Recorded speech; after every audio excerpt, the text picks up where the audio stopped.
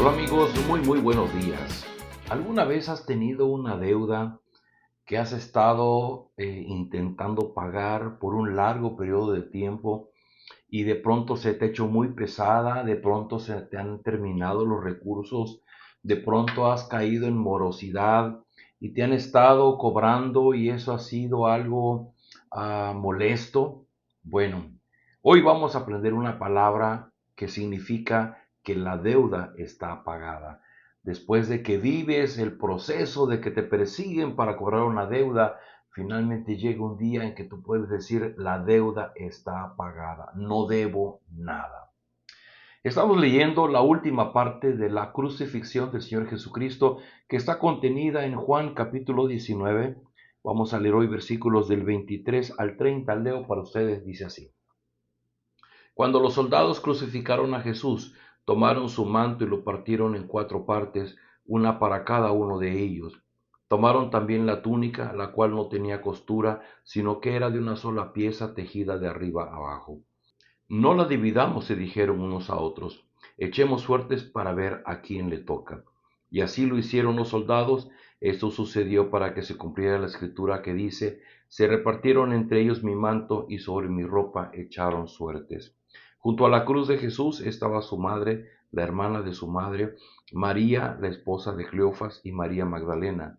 Cuando vio Jesús a su madre y vio a su lado al discípulo a quien él amaba, dijo a su madre, mujer, ahí tienes a tu hijo.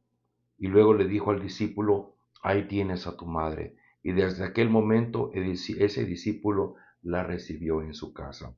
Después de esto, como Jesús sabía que ya todo había terminado, y para que se cumpliera la escritura, dijo, tengo sed. Había allí una vasija llena de vinagre, así que empaparon una esponja en el vinagre, la pusieron en una caña y se la acercaron a la boca. Al probar Jesús el vinagre, dijo, todo se ha cumplido. Luego inclinó la cabeza y entregó el espíritu. Hay cuando menos 3 referencias que se hace en esta versión de la crucifixión del Señor Jesucristo de algunas partes de la Escritura que entendemos como una profecía que habían dado luz sobre la crucifixión o sobre el sufrimiento del Señor Jesucristo. El primero de ellos es que dice que cuando los soldados crucificaron a Jesús, tomaron su manto. Y es que se dice que no era precisamente un manto de mucho valor, sino era lo que representaba de quitarle a Jesús su vestimenta, porque era prácticamente todo lo que llevaba, probablemente su ropa interior, pero el hecho de quitarle su capa era despojarlo de aquello de que lo cubría.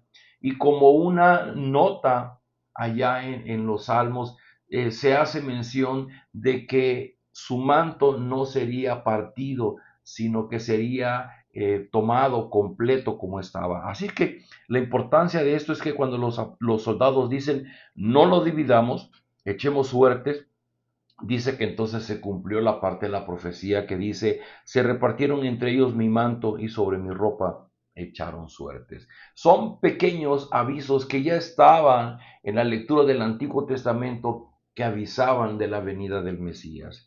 Un evento significativo también es el hecho de que Jesús estando en la cruz, estando siendo crucificado, él tiene un detalle con su madre.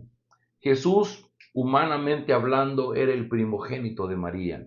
Y el primogénito tenía responsabilidad principalmente de sus padres. Por eso es que en los 10 mandamientos, el quinto mandamiento es honra a tu padre y a tu madre.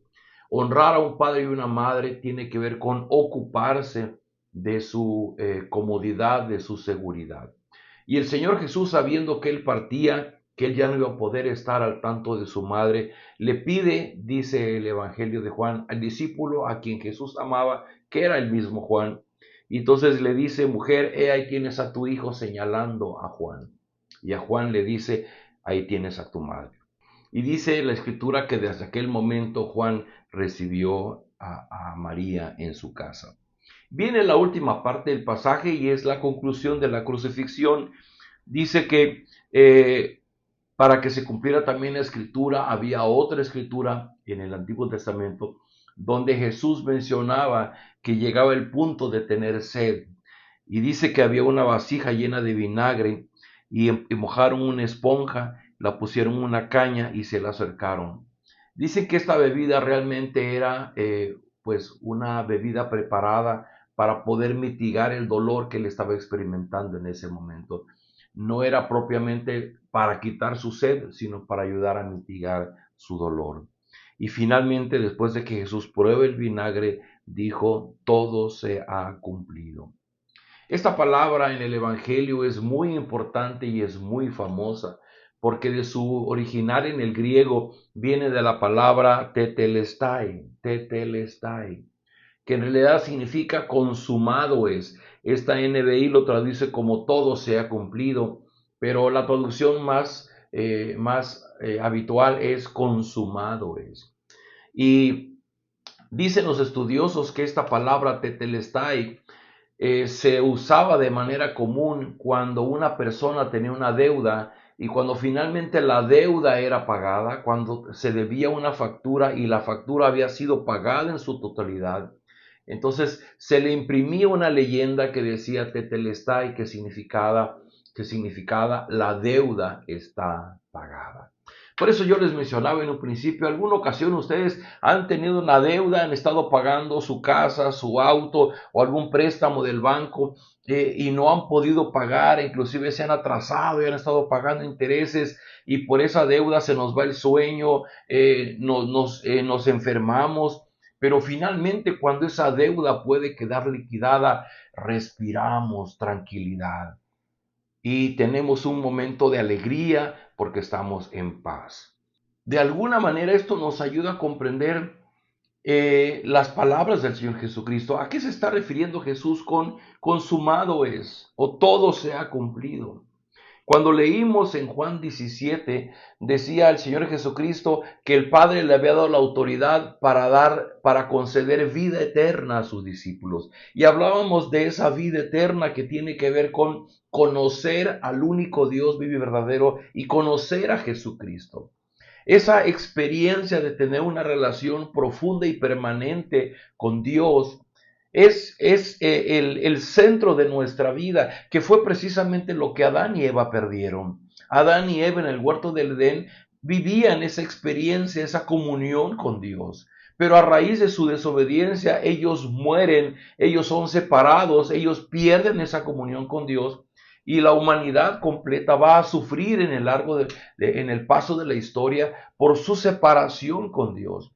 Y no habría otra manera de que el hombre pudiera recuperar esa paz con Dios, sino solamente a través de pagar una deuda, porque estaba señalado en el Antiguo Testamento, el pecado se paga solamente con la muerte y con el derramamiento de sangre. Ya muchos corderos habían sido sacrificados, pero los corderos no eran suficientes para apagar la ira de Dios por la maldad del hombre. Y la única forma era que el Señor Jesucristo derramara su vida en la cruz del Calvario para calmar la ira de Dios. Amigos, en este tiempo no es que Dios ya no se enoje con nosotros, no es que la ira de Dios no caiga del cielo sobre los hombres. La única diferencia es que, aunque sigue cayendo la ira de Dios, nosotros estamos cobijados bajo el sacrificio de Cristo. Por eso decimos que Cristo es nuestro Salvador, porque Cristo nos salva, nos libra de la ira de Dios. Y en esa expresión que dice el Señor Jesús, todo está cumplido, todo está pagado, ya no hay deuda. Y es cuando finalmente dice, Él inclinó la cabeza y entregó el Espíritu. Es un mensaje hermoso en esta mañana, que yo te invito a que tú puedas orar y dar gracias a Dios, porque gracias a lo que Cristo hizo en la cruz del Calvario, es que tú y yo hoy día no tenemos ninguna deuda con Dios. Nuestra deuda por nuestra desobediencia fue pagada por el Señor Jesucristo. Oremos.